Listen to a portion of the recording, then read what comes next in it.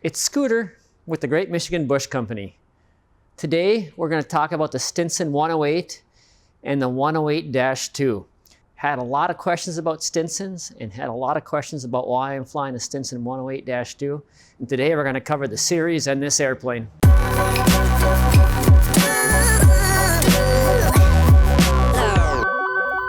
Aviation, the way it was meant to be. All right, so first off, I just want to get it out of the way. I am not a Stinson 108 expert. I only have about 450 hours in Stinson 108s. I have time in about 30 different types of single-engine land aircraft. And the majority of my flight time in single-engine land aircraft are in tailwheel aircraft. So I have a little knowledge on how this compares to other single-engine land tailwheel airplanes. And for all you Super Cub fans out there, the majority of my tailwheel time is in a Super Cub. That's the reason why I look at the Stinson 108, is I was looking for a Super Cub and not wanting to pay Super Cub prices. I looked for something that would give me many of the benefits of the Cub at a little lower price. And I came across the Stinson 108 series. The Stinson 108 was produced in Wayne, Michigan. Let's call it Detroit, Michigan. When produced, this was the Cadillac of airplanes. It had features that were not found in other aircraft at the time. It was supposed to be a step up from everything else out there, and it was. Even today, it's a comfortable airplane to fly in. So in 1946, they brought the Stinson 108 no-dash on the scene. The Stinson 108 no-dash had the Franklin 150 horsepower engine that was a horizontally opposed 335 cubic inch engine. And it was a fairly sparse interior. It took some of the Stinson 10A, but they developed a new interior for it also. Cables could be seen throughout the aircraft. Some things about the 108 no-dash that people like are it's lightweight and it feels roomy inside compared to the 108s further down the line. In 1947, Stinson started producing the 108-1. And the 108-1 was an upgrade from the no-dash.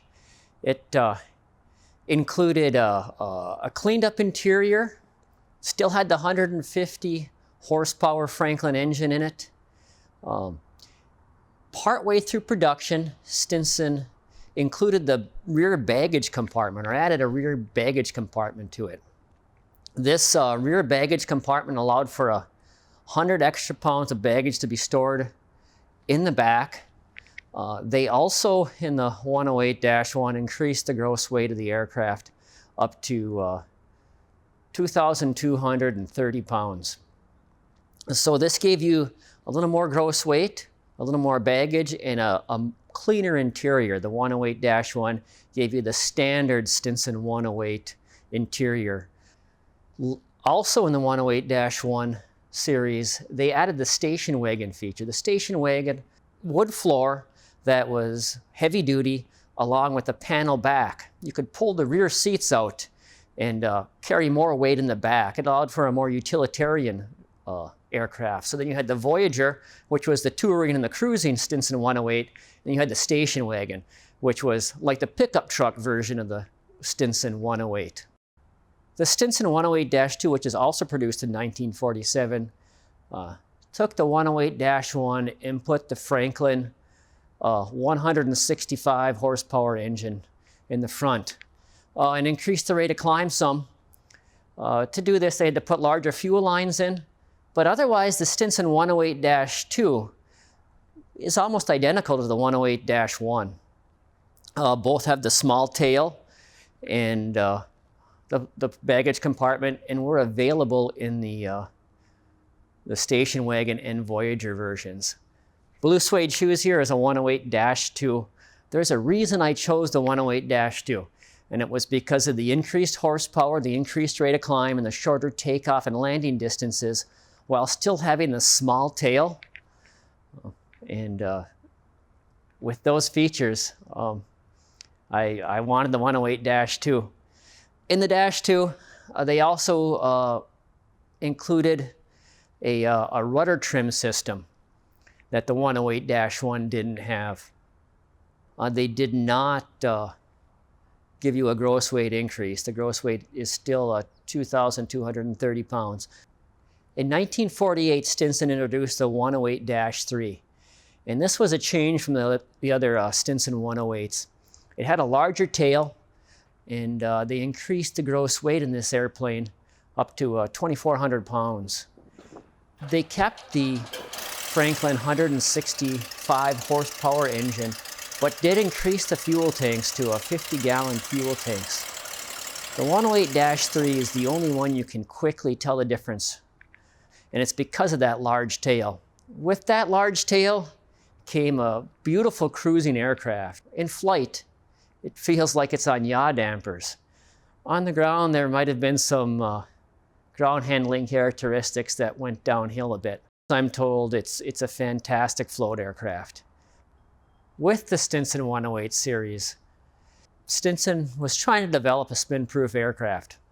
Some of the features that they included in the 108 to help make that happen were leading edge slots and a variable elevator control. With the slots, they put the slots in front of the ailerons. This allows for aileron control throughout the stall, or at least deep into the stall. The air stays attached better. The ailerons have effective control. It can make a lazy pilot out of you. I can stall this airplane, and it seems like right through the stall I can use the ailerons. Also, you can't get full rear or full aft deflection on the elevator unless you have at least one notch of flaps in. Now, if you're in a low power situation, it'll actually just sit there and start to go into flugoid oscillations with the nose pitching up, stalling, coming back just below the horizon, the aircraft picking up airspeed and the nose coming back up again. And you'll start a descent in this slow oscillation, where you could still use your ailerons. Stinson was very successful in producing a docile stalling, very low likelihood of a spin aircraft. And that was ahead of its time. That was innovative on Stinson's part. The landing gear on the Stinson 108, the Stinson has a shock system, an internal spring with hydraulic fluid that dampens the movement. This allows the Stinson to come down, hit the ground, and stick. It's forgiving in that fashion. It also helps us short field and stall work. The wheels hit, you're able to apply brakes. For normal flying, it's great because every landing in a Stinson seems to be a good landing. It doesn't like to bounce. Lack of bouncing helps keep directional control, makes it a very forgiving tailwheel aircraft. The landing gear in flight actually comes in about 9 inches on each side, 12 inches on each side. And then you get that movement outward when the aircraft lands. It's a nice, innovative system for the time. The one downfall is that I notice it does scrub the tires a lot. It seems to go through tires more quickly than other aircraft with maybe spring steel landing gear, where the landing gear doesn't move as much. I'll happily purchase a set of tires every 2 or 3 seasons for the extra safety and the extra comfort. The Stinson 108 does come with the steerable tailwheel. Most of them have been upgraded to the Scott 3200 system. I've only come across one that had the original tailwheel on it. It's a hard wheel, non-pneumatic. I'd upgrade it to the 3200. The guy who had the original on said it's the correct tail wheel. Keep it on. Don't switch to the Scott. This works a lot better. I'm not sure I'd agree with that. Some of the features that I like about the Stinson 108 look-wise is it's got the Art Deco look to it, especially with the small tail. It's got a lot of curves, a lot of smooth flowing lines that you had back in the 40s.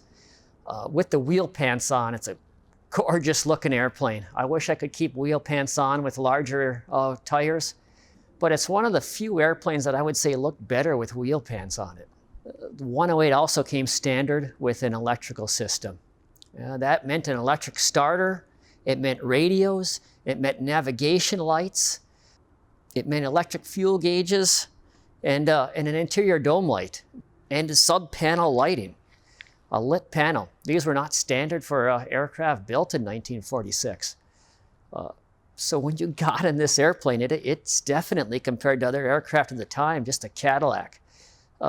Beautiful and beautifully executed. That Art Deco look that you see on the outside also follows through to the inside with gorgeous curves and aesthetically pleasing, right down to the yoke.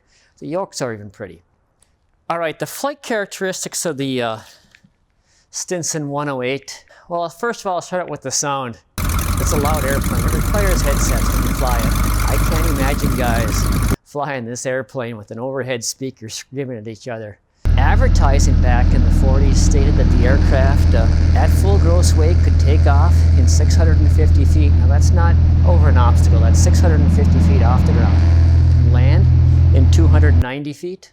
Cruise at 125 miles an hour, climb at 650 feet per minute, and had a 500-mile range. So the 500-mile range, I'm not sure. I don't know if I could get this thing to go 500 miles. But the rest of the numbers I find, well, pretty close. I'm not sure about 650 feet off the ground at full gross weight, but it's much shorter than that at low weight. And 125 miles an hour might be a little wishful thinking. I find that it compares with other aircraft being flown in the backcountry in the bush today. I find that it makes a fantastic backcountry airplane with speeds and takeoff distances being similar to anything in its class, and the amount of weight that it can carry being better. Ground handling at the 108-2 and 108-1, no dash, are good. While taxiing, especially with the 700s that the aircraft originally comes with, you have good visibility over the nose. You don't need to S-turn down the taxiways. The 108-3 is a little different. The 108-3's ground handling characteristics, especially with a crosswind, can be a little challenging. I found that in winds over, let's say 15 knots, you kind of had to wrangle it to the runway. I didn't like anything over 15 knots for a crosswind component, especially if it was outside, like say a 45-degree angle. The nose really wanted the weather vane into the wind. These are characteristics that make it a great seaplane, but for a land plane, it was a little more difficult to fly.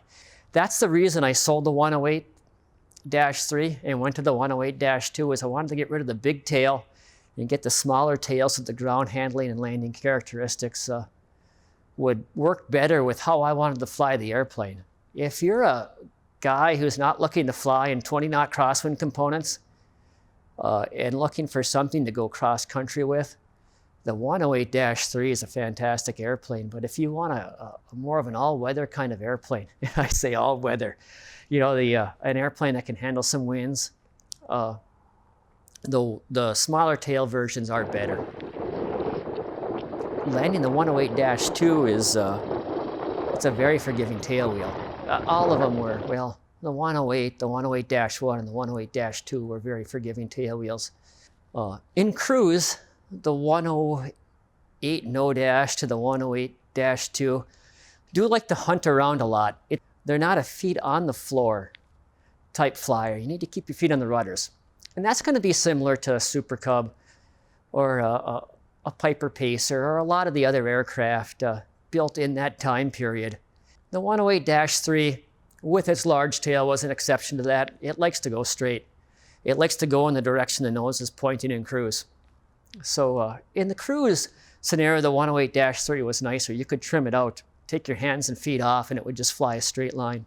Well, anyway, that's what I have to say about the Stinson 108 series. I did choose the 108-2 because it gave me the horsepower and the small tail. I found that to be the cream of the crop of the 108s, with the downfall being a little less useful load than all the other versions. I've enjoyed flying the 108s. Everybody that I put in it does like the 108. I think that the 108 is the most underappreciated airplane on the market right now, value-wise. I also think that the 108 will remain to be a classic, and within the owners of the Stinsons, one of the most cherished airplanes. Appreciate it. Thanks for listening. If you have any questions, leave them below. If you have a Stinson 108 and you like the 108, tell me what you like about it below. If you haven't subscribed to the channel, give me a thumbs up and subscribe. Thanks for watching. See you next time. And compared to other airplanes that may have in the late 40s seemed like better aircraft, they wouldn't have, because this is this 108. It's the best there is. Most of them have been blah, blah, blah, blah, blah, blah. The Stinson 108